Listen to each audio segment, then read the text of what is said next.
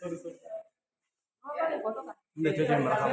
Itu bisa menyebabkan tumor dan kanker. Bagaimana cara yang bisa mencegahnya? Dengan mengkonsumsi antioksidan. Antioksidan ada yang tidak suka mengkonsumsi sayur di sini. Nah, jadi sayur itu punya senyawa yang kaya dengan antioksidan. Ya. Jadi sayur itu punya senyawa yang kaya dengan antioksidan. Jadi antioksidan ini bisa meredam radikal bebas. Nah, sayur-sayurnya sayur apa saja? Sayurnya itu ada sayur-sayur hijau seperti bayam, ya, brokoli, kemudian rumput laut tadi juga punya senyawa antioksidan. Dan yang paling bagus itu adalah kelor. Siapa yang suka sayur kelor? Oke. Nah, sebenarnya sayur kelor kalau kalian mau pakai mie itu tidak masalah. Asalkan kalian tidak menggunakan bumbu dari mie-nya. Kenapa? Karena bumbu dari mie-nya itu mengandung pengawet dan mengandung banyak sekali natrium. Itu tidak bagus untuk pencernaan kita. Pakai pemain juga ya. Saking bagusnya kelor, ada beberapa negara seperti Jerman dan Jepang itu mengimpor 1 ton kelor per tahun dari Nusa Tenggara Timur. Karena itu ada datanya dan setiap tahun mereka mengimpor kelor dari Indonesia. Kenapa mereka harus mengimpor kelor dari Indonesia? Karena di negara mereka kelor tidak bisa tumbuh. Saya mau beritahukan bagaimana radikal bebas itu dia menyerang. Karena radikal bebas itu merebut elektron tubuh, merusak sel tubuh, kemudian bisa menyebabkan mutasi pada DNA sehingga pertumbuhan sel itu pertumbuhan sel itu menjadi sangat cepat sehingga timbullah kanker, timbullah tumor. Jadi itu bahaya radikal bebas. Itulah kenapa ada yang namanya provokasi. Rokok itu kan menyebabkan kanker ya, ada di kemasannya. Asal satu kali hisap rokok gitu ya, ada 6.000 radikal bebas yang masuk ke dalam tubuh. Nah, jadi unsurnya radikal bebas itu seperti ini. Ini adalah radikal bebas. Dia ini akan merebut elektron tubuh karena dia memiliki elektron bebas. Tahu, kalian pernah belajar kimia elektron valensi? Misalnya karbon elektron valensinya berapa, oksigen elektron valensinya berapa, hidrogen elektron valensinya berapa, kan gitu ya. Nah, kalau dia ketemu dengan senyawa antioksidan, misalnya antioksidan itu AHA, dia akan mentransferkan satu atom kepada radikal bebas ini sehingga akan menghasilkan pH. Ini radikal bebasnya tidak berfungsi. Radikal bebasnya sudah tidak berfungsi lagi dan tidak bersifat merusak sel tubuh kita. Kalian ada sih? Sudah sekali. Orang paham? Tidak paham. Jadi intinya seperti itu. Dia ini mematikan elektron tubuh karena ini berkaitan dengan apa ya namanya? Reduksi oksidasi, redox, ya, reaksi redox. Jadi dia mengenai tentang transfer elektron, gitu ya. Jadi mungkin kalian akan belajar lebih dalam di ini ya. Kelas 10 biasanya belajar ini ya. Seperti itu. Oke, jadi kalian sudah tahu ya mengenai tentang dari mana kita bisa memperoleh radikal bebas. Radikal bebas, kemudian bagaimana kita bisa memperoleh antioksidan. Kemudian senyawa apa yang ada pada sayur-sayuran tersebut sehingga sayur-sayuran tersebut sehat, dan bagaimana cara kita memasaknya, mengolahnya. Karena terkadang ini kan para perempuan ini kan biasa suka memasak ya kan. Kadang kita memasak terlalu terlalu lunak sayurnya, terlalu lama ya. Jadi ada senyawa yang disebut dengan metabolit sekunder. Metabolit itu adalah senyawa hasil metabolisme yang dimiliki oleh tumbuhan. Setiap tumbuhan punya senyawa metabolit sekunder.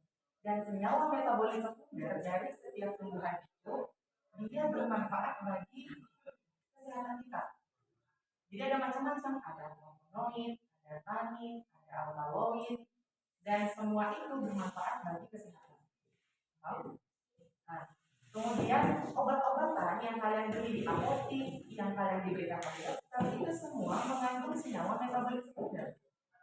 Ya, semua mengandung senyawa metabolik sekunder, termasuk ganja, narkoba itu ada metabolik sekundernya.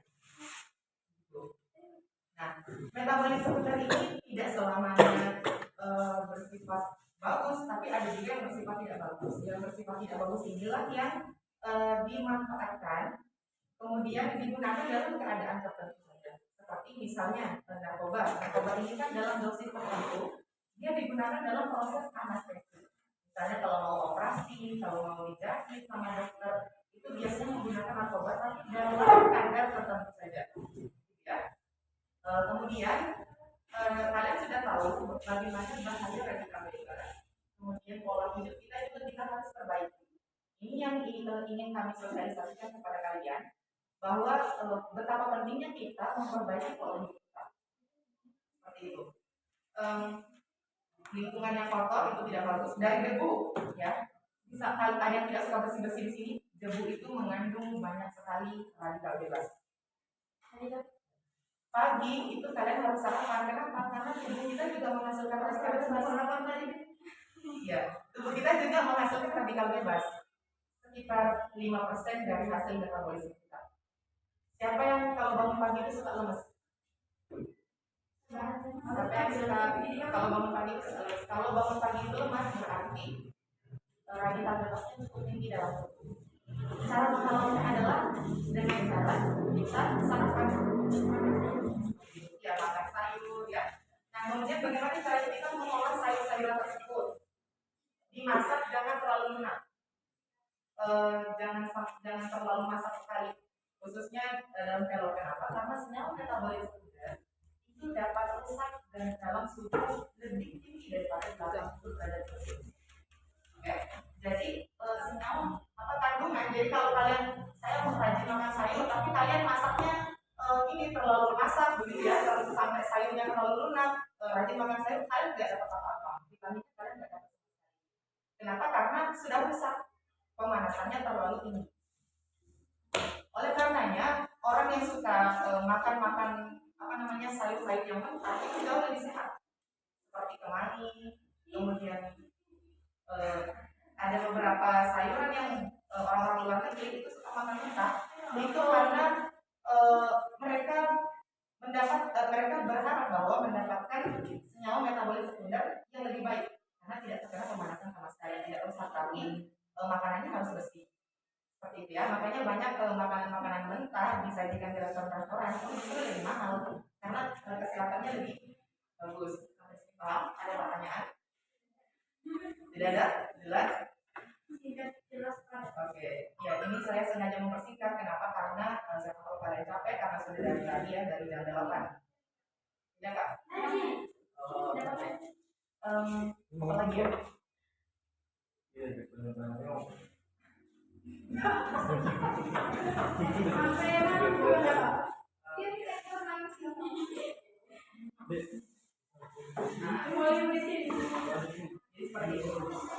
Jadi saya juga ingin memperkenalkan bagaimana peran kita orang-orang bioteknologi dalam memanfaatkan senyawa metabolik sekunder itu ya. Nah, jadi beberapa senior kami itu sudah ada yang memanfaatkan senyawa metabolik sekunder yang sebenarnya yang paling tinggi metabolik sekundernya itu adalah rumput laut. Rumput laut itu tinggi sekali metabolik sekundernya, dan itu sudah banyak senior-senior kami memanfaatkan senyawa metabolik sekunder itu dalam obat-obatan. Itulah tugas kami sebagai orang-orang teknologi dalam memanfaatkan.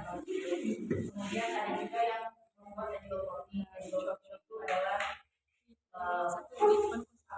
pemanfaatan pati itu sebenarnya pati itu karbohidrat ya. Sebagai edible protein kita pasti sehat. Kemudian keren sekali kalau kalian masuk bioteknologi, kalian belajar itu ya, kalian akan diajarkan mulai dari bioteknologi konvensional sampai bioteknologi modern. Contohnya seperti kalau bioteknologi modern itu contohnya seperti pembuatan vaksin, kemudian proses di bayi tabung, bagaimana itu rekreasi genetik. Bayi tabung ya, proses bayi tabung itu adalah salah satu proses dari bioteknologi. Jadi yang mengerjakan bayi tabung itu bukan dokter. Yang mengerjakan bayi tabung itu adalah orang-orang bioteknologi di laboratorium. Nah, bayi tabung itu adalah pembuahan yang terjadi secara buatan. Jadi pembuahan antara ovum dan olesperma itu terjadi berdasarkan buatan, berdasarkan bantuan manusia. Kenapa orang memprogram bayi tabung? Karena misalnya orang tuanya punya riwayat penyakit, yang riwayat penyakit itu bisa diturunkan kepada anaknya. Ya. Nah, contoh seperti stunting. Stunting itu bisa diwariskan kepada keturunan. Nah, salah satu solusinya adalah program bayi tabung. Ini harganya lumayan, ya. Itu bayi tabung darah tidak, dia tetap dimasukkan kembali ke dalam rahim ketika sudah dalam bentuk embrio. Nah, tidak boleh nih. Itu ada lagi teknologinya. Dilakukan bioteknik sampai dalam bentuk embrio. Kenapa? Dalam bentuk embrio, bayi yang sudah dalam bentuk embrio itu dilihat apakah dia punya kecacatan, apakah dia punya kelainan. Nah, kalau yang punya kelainan itu dibuang.